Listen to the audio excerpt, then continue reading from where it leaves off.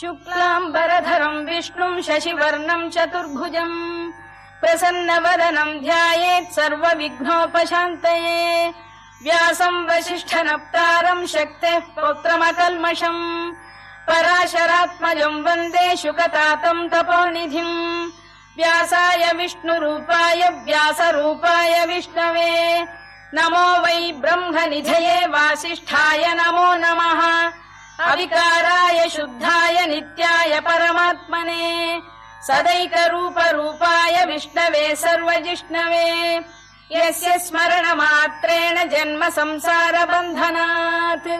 विमुच्यते नमस्तस्मै विष्णवे प्रभविष्णवे ॐ नमो विष्णवे प्रभविष्णवे। श्रीवैशम्पायन उवाच श्रुत्वा धर्मान्